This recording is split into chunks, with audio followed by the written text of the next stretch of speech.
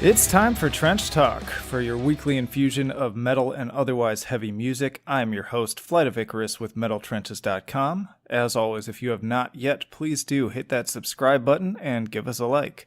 Also, just a reminder that we do have a Patreon, and I would really appreciate those of you who are returning listeners who feel like you're getting a lot of added value and discovering new bands and music and albums and all that. Please consider hopping over there, giving just $1 a month, or for $5 a month, you can hear these podcasts early, and at $10 a month, I can actually shout out you, your band, your website, whatever. Today I have an interview with Jim Cherry of black and thrash metal band Frosthelm out of North Dakota, talking about their new album Pyrrhic. Hope you enjoy it.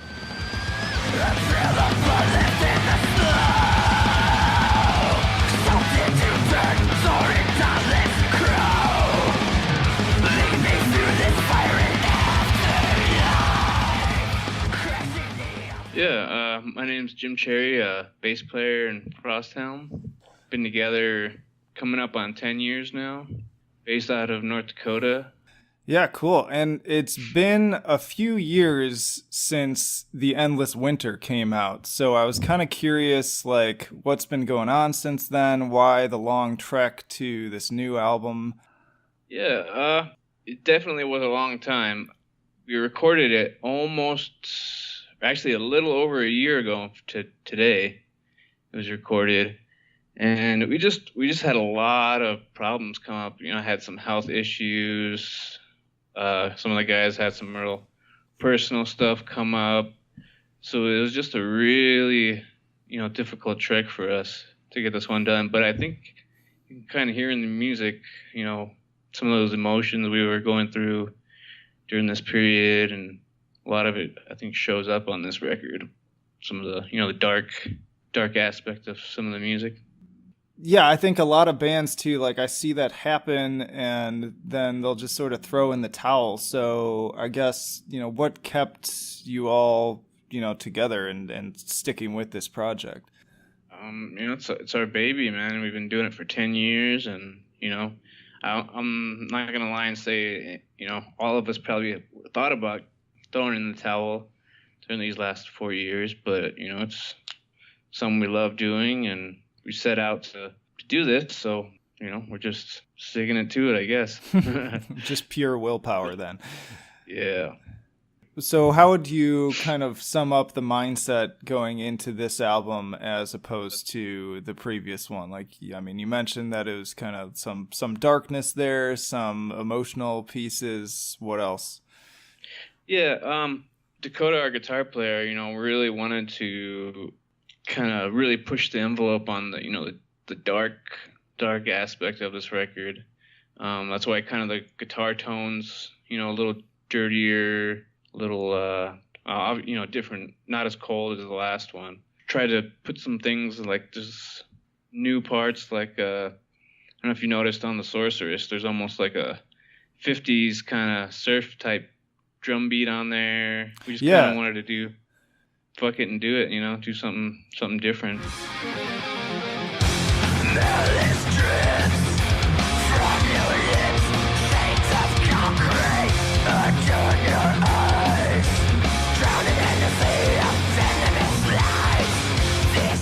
Yeah, and Sorceress has been up on your Bandcamp for a little while now, right? Yeah, about 3 months. I think we've had it up for. Oh, okay. And then obviously the big standout, I remember when you sent me, I think it was the opening track, and I got to hear it for the first time, which again, thank you for that. That was pretty cool. Yeah. My first reaction was, these are much longer songs. So why the decision to go that direction? Because obviously I just feel like The Endless Winter was much more kind of straightforward, more punches to the gut, whereas these go on 5+ minutes each. Yeah, it was definitely a conscious thing, about wanting to make the songs a little longer, more epic. Basically, we're like, well, let's write some longer songs. Let's push the envelope a little bit and give it a shot. I think each record we're gonna probably be doing something a little bit different. So just kind of not wanting to retread the same ground each time. Were you all listening to any like other bands that spurred this direction too? Like listening to more progressive music or anything like that? I know the writing kind of started right after we got off the tour with Ghost Bath. Oh, okay. And so, possibly some of that kind of feel could have snuck in there. Because they have some longer type songs. I know Dakota was listening to a lot of Wode, I think it's pronounced WODE. Yeah, I'm familiar with them. The latest Watain album. I know he mentioned he was listening to a lot during that time. What other bands would you say are major influences on Frosthelm? For sure, old school Metallica. That thrash riffing. Mm-hmm. I know. I'm trying to think of some of the other stuff Dakota's really, really, really into. Obviously the Dissection. Was kind of where we first started. Wanting to do this stuff was mixing that Metallica thrash and Dissection black metal kind of feel. Those are kind of the two main influences, I think. Yeah, when I heard The Endless Winter, I still remember, like, I wrote that review a couple years ago now, and there's this one line in my review that, maybe nobody else liked this line, but it just is one that I've always loved, and it's one of my favorite comparisons I've written, and I described that album as the Toxic Waltz in a blizzard. So again, kind of combining that old school thrash kind of Exodus came to mind vibe with the colder feel of black metal. Exactly. Yeah. That's good. That's a good summation of it, I'd say. I like to think so, but maybe it's just me. And you tossed in some other new stuff here too. There's that kind of lengthy acoustic portion that closes out the album too. What spurred that on? That was we got a new guitar player, Billy Zahn, and we just we threw it out there like, hey man, we want an instrumental track. Left it totally up to him. Just wanted to give him something to call his own, and yeah. We just thought it was a good idea to let him create that. Favorite moments on the album? I really like Piss Lord a lot. That's one of my favorites just because of the dynamics on the song.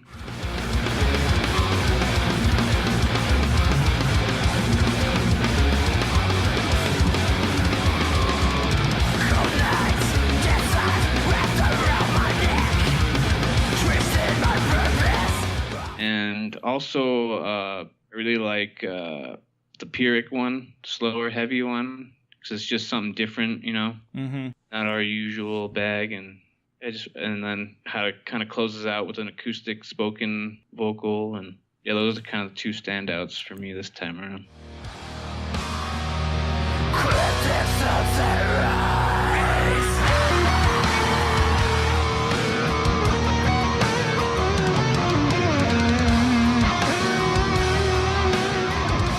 That's funny because you just named my two favorites too. Definitely, I've been banging those two like crazy since I got the album.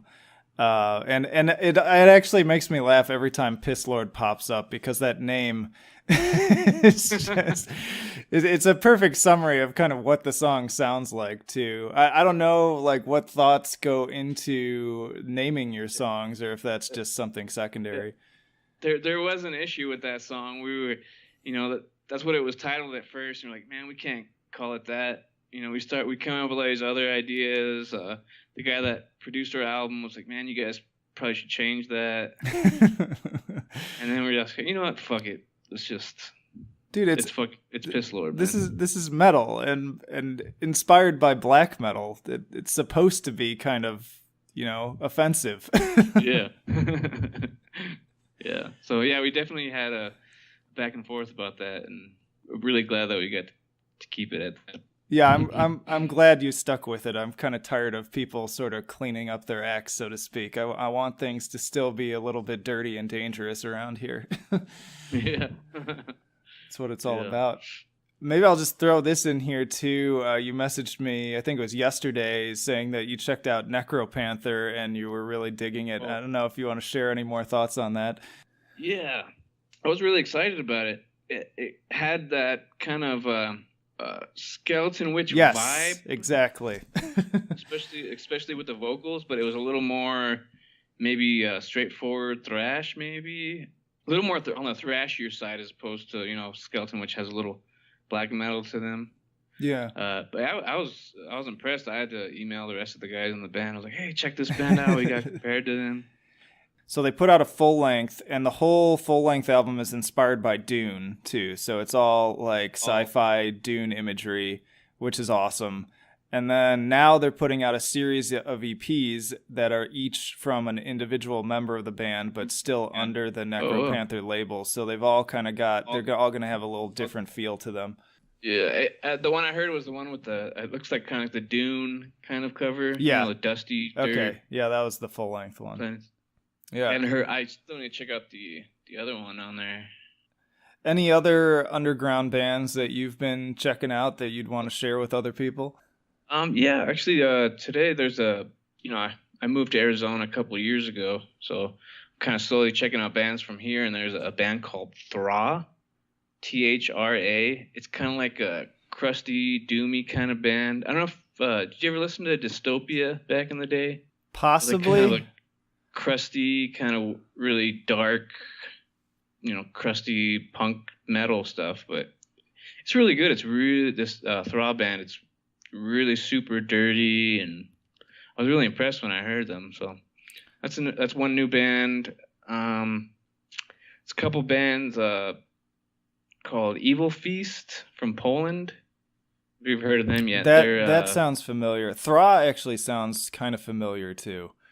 Okay. Yeah, they're a newer band. And then a band from Austria, Not Runar. It's really cool, like atmospheric, kind of raw black metal stuff. I recently picked up that Skeletal Remains. I don't know if you're familiar with them. Yeah, I'm familiar. I don't think I've listened to it yet, though. I listen to I get so much music on a daily basis. It's insane, so it's hard to keep up with all of it. Yeah. It's kind of like that, like it's got that old school death metal vibe to it. Nice. Yeah, it's kind of the most recent ones I've been listening to. Cool. I was so excited to finally get your album, though, because there's not a lot of black and thrash out there, really. Like, it's kind of a niche genre, and just not a ton of people are doing it well enough that it's, like, of note. At least that's my feeling on it. Yeah, it feels like some of the bands that do that, I don't want to rag on them, but either they go too far in one direction, perhaps, and so it doesn't translate well. I think you need to get just the right balance, per se, I guess. I totally agree. There's been a few that have popped up in the past couple of months that I've appreciated, but it's just rare to find that one that just really resonates with you. And again, The Endless Winter is very much an album that just stuck with me, and I've been looking forward ever since to hear new stuff. I know we've talked. I still prefer The Endless Winter, but I've really enjoyed everything that's here on Pyrrhic as well. Yeah, I mean, I talked to you a couple of days ago. I totally get you with that. Like Endless Winter is still probably my favorite, but there's it's almost like a different animal. Oh yeah, totally. I'd be, and I said too in my review that I'd be interested to see kind of a hybrid of those two, where it's sort of a mixture of the more straightforward, aggressive songs with the longer, more epic ones, and then you really get that kind of range of different styles. But yeah, again though, I always do appreciate though when bands aren't just wanting to write the same album over and over again too, because that gets pretty boring. Yeah, for sure. Are you guys going to be touring with this? Yeah, we've been talking about it in the next maybe several months down the line, maybe 4 or 5 months down the line, we'll start hitting that. Maybe do a 2-weeker or something like that, and then possibly the following year we'll probably go out again for it. What areas do you usually end up hitting? We're talking about possibly going southwest west this time through Arizona, possibly New Mexico, Colorado, California, Oregon, that route. Usually the last few times we went Midwest and then Canada, East Coast. So I think this time we're going to try to cover the West, Southwest. Well, if you make it over to Oregon, let me know. So I want to see that. Yeah, that would be cool. That would be awesome. Yeah, I'd love that. I got family up there too, so. Oh, cool. That'd be perfect. Yeah, it's a beautiful area. There's things I love about it and hate about it. Geographically, it's beautiful. I have mixed opinions. I went out in the woods out there, and I cannot believe how green it is, man. Out in the woods in Oregon. Yeah. Holy shit. It's ripe for like black metal music videos too. I know Uwada on their first album, they kind of blew up with that music video they did, and I believe that's all recorded right around maybe they weren't just outside of Portland. I think they went to like Eugene or something, but yeah, that's all in Oregon. Oh, cool.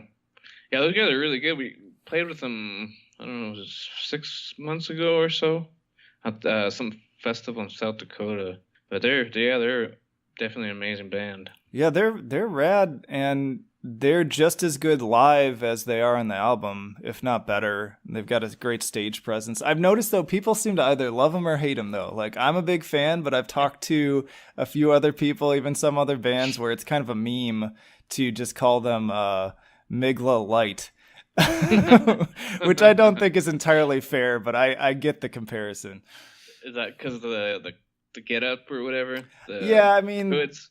Yeah, the look, and even like just the guitar melodies have some similarities, the approach to songwriting. But I mean, to me, that's like a lot of modern black metal. I mean, because you could even compare some of Migla's stuff to Take, and you can compare that to like any number of bands. So it's whatever. Genre tropes, that's all it is. Yeah, for sure. Yeah. But that's kind of what I like about having the thrash aspect of our band is, you can metal it up and not worry about putting on corpse paint and all that, the extra stuff. Yeah, do it a little different. This city is black and trans, gazing into storm spaceless, skeletal gates, and their secrets fill my fate. I am free, I am dead, still to the death, golden. Are you an Abzu fan? Oh, yeah, definitely. I love that band. I'll get some posters on the wall. Oh, yeah, man. They're among my favorites. I'm kind of bummed because it sounds like the new album might be in flux. I don't know if it's going to happen.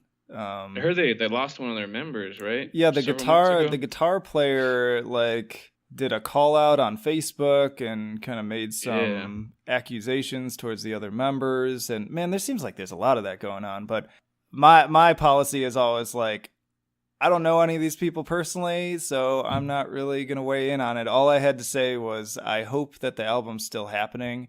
And I was kind of bummed that, at the thought of losing the guitar player, because they're super talented. I got to catch them live here, and I would love to see them live. It was awesome. I was really bummed because it was a small crowd. Like, they played a small venue, which was cool to get in close, but it was a really small group of people watching. I'm like, what the hell, man? Like, these people have been around for some time now. They deserve more eyes on them.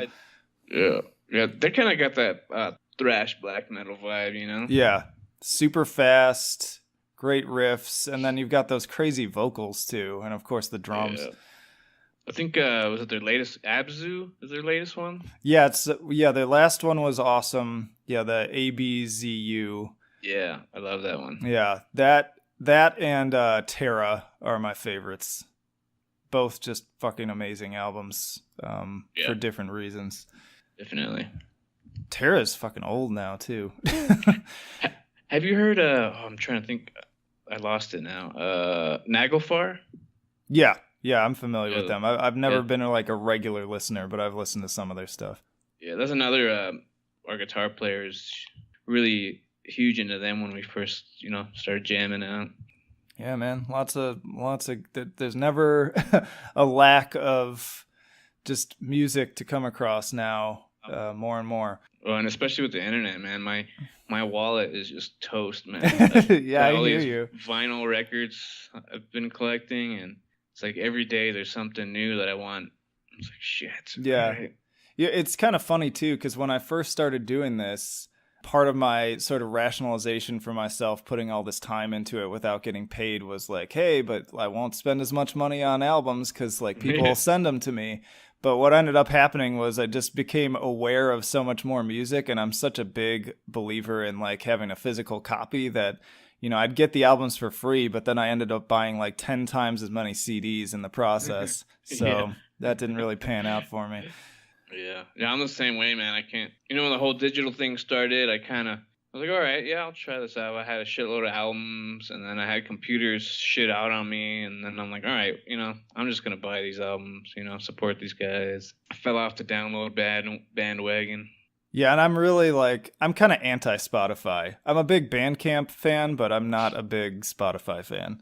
Yeah, they screw people over big time, Yeah. especially with that lawsuit. They're trying to do something. I heard recently where they're bitching about the new rates for musicians. Yeah. It's like, gee, come on. There's all these shakeups happening now. I'm really interested to see kind of what the next 5 years looks like for the digital space of music. Yeah. Streams of life, death by fate, all in order to fly. So what else is going on for Frosthelm? I know Dakota. He's got about, I think, 2 or 3 new songs already started. So I think he's already sick of this this new album. He gets like that. On to the next thing. As soon as the album drops, he's like, man, I'm tired of this. I'm on the next one, So. Yeah. I know a lot of guitar players like that. It's like they all have ADHD or something. It's just like they get bored easily. Yeah. So yeah, he's already on the next one started. So I'm hoping it won't take as long. I'm hoping maybe only 2 years versus 4 years for the next ones.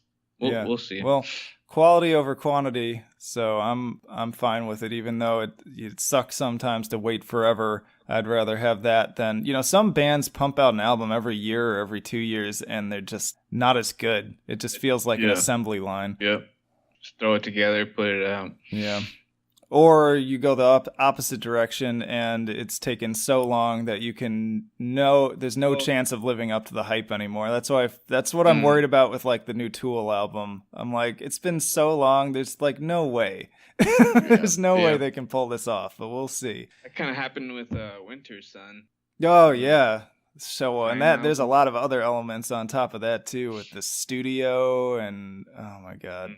Yeah, that was a mess. Well, what else? What else is on your mind in terms of things that you want people to know about the album that we maybe haven't talked about yet? Really nothing I can think of straight offhand. Is there like a concept behind it or anything? Like the title Pyrrhic, it's a like a victory that's won at too great a cost to be worthwhile for the victor. And it kind of speaks to kind of the whole process of it. I feel like we put, everything, all of our lives into making this album, and went through a lot of personal hardships in the process. So, just the title in itself kind of can, relate to and have emotion towards, just because, I know that we put a lot into it, and it definitely feels like, we gave everything we had. There's times where we felt defeated in the process. So yeah, it's the perfect title for this record for us. Cool. How's the hype going on like your social media and stuff? When I post this, it'll have already come out, but I know as of us recording and talking about this right now, it comes out Saturday, right? Yep. I think Saturday we'll be doing the full album stream. We got our Clawhammer PR, doing our PR for this album. We kind of got a late start on getting the PR going. Yeah, we're hoping for some good things, trying to ride on our previous success and build from there and, just see where it takes us, Yeah, I'm excited for people to hear it. I really enjoyed it. Yeah, I'm not disappointed. And that's actually a lot more than I can say for some other stuff that's come out this year from bands that I've been kind of like waiting for that new album. I know there's a lot of mixed opinions right now on the new Fallujah. I didn't particularly love it, and I'm going to be talking in a future episode about the new Elysian album, which I'm also kind of bummed about, but we'll more on that in the future. Yeah, totally. Well, thanks, man. I really, I appreciate having me on and appreciate your support, throughout the years. And, I'm really happy that you enjoyed it, and, makes me feel some joy that other people get joy out of it. And that's kind of, the whole reason why we do this, Yeah, man, that's what it's all about. I mean, God knows we're not getting the big bucks for it, so. Yeah, that's for damn sure. Yeah.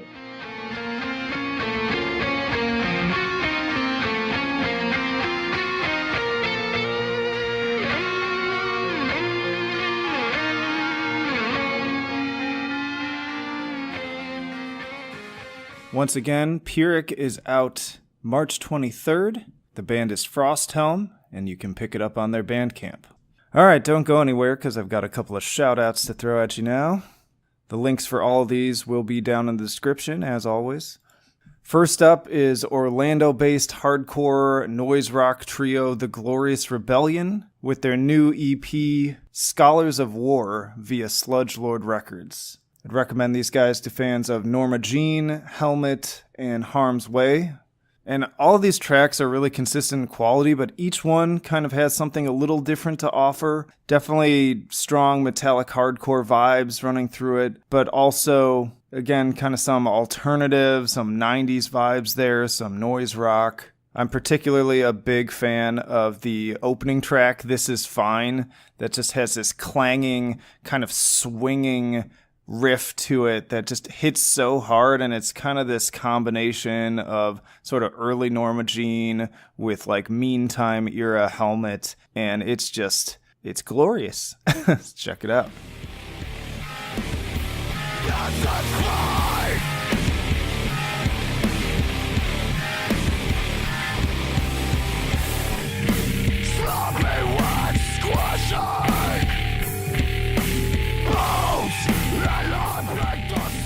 All right, can't get enough of that riff. Next up, we've got hardcore mathcore band Course with EP number 1 through Zegma Beach Records.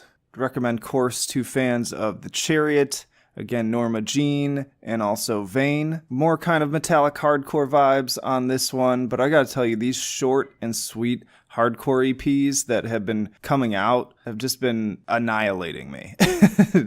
They've been kind of the favorite part of opening my inbox lately, I gotta say. It's nice to throw something on sometimes and know it's only gonna be 10 minutes, give or take, but every single second of it is just going to completely knock me on my ass. Again, definitely hearing the Norma Jean influence on the riffing and the drumming and also in the vocals. But they also dip the vocals into like a deep, brutal death metal register at times, which is a nice touch. Reminds me a little bit of Wolf King in that respect, or Code Orange. Just really solid stuff. Can't wait to hear a full length from them. Check it out.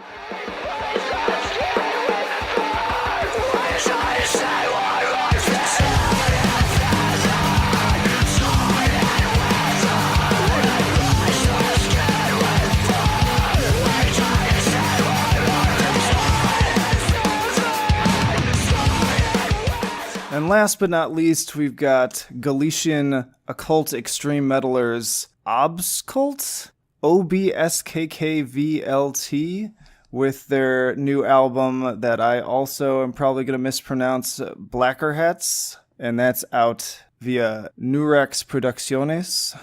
I'd recommend them to fans of Dark Helm, Target, and also Meshuggah.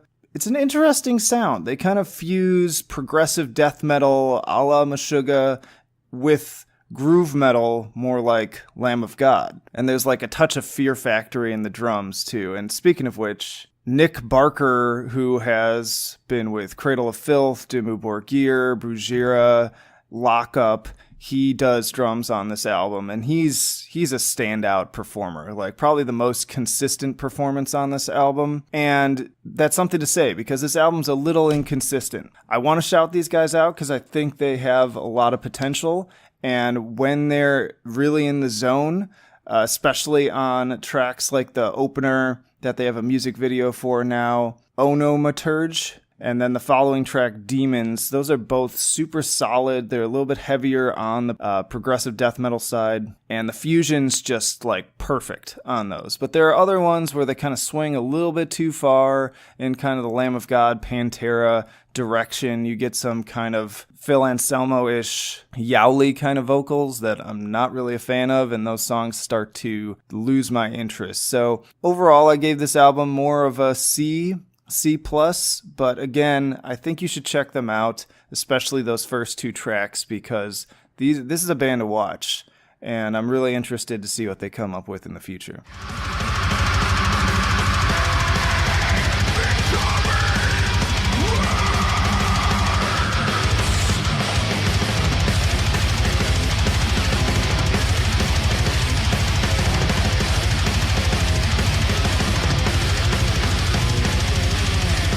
I just wanted to share a little bit of rad metal news with you all. Some of you may be aware that the Doom Eternal game is in the works, and as a part of it, Mick Gordon has been putting together basically like a heavy metal choir, as he put it, and he just put the call out asking for a bunch of metal screamers to all come together, come to the studio, and become a part of the game's soundscape. And so far, some of the people that I know are involved are vocalists from Immortal Bird, Aborted, Frontierer, Vault Dweller, Tanger Cavalry, Wild Speaker, and Black Crown Initiate. And there's a lot more, too, is my understanding. I think they got I want to say they got over 100 people. So I'm really interested to see that whole lineup. I'm also just excited for the game. I don't know if anyone played the last one. I did. It was fantastic. It seems like ever since Gears of War came out originally, the run and gun shooter kind of died. Everything became about having waist-high cover that you hide behind and shoot around, and, those games are fine. I enjoy them, but it was nice with the last Doom where it just brought back that old school feel where you're actually rewarded for not standing still. In fact, you really can't. There's no cover. If you stand still, you're dead. And the more you kind of get crazy with your kills and move quickly and switch up your weapons and everything, the more you're rewarded, the more health and ammo you get. And it's really fun. So I'm excited to play this one, and extra excited knowing that a game that already is known for having kind of a cool metal soundtrack is also going to have some legit metal vocalists, a lot of them from the underground, on the, not just the soundtrack, but also kind of just as a part of the game's sound design. But that'll do it for this week. I think I covered quite enough. As always, all the links are down in the description. You can also find the link to join our Patreon that I mentioned. If you want to support us financially, you can find us on all of our social media, Facebook, Instagram, Twitter, Vero, and Minds.com. You can check out our Bandcamp for free samplers. And just thank you for listening. This is Flight of Icarus signing off. I will see you in the trenches.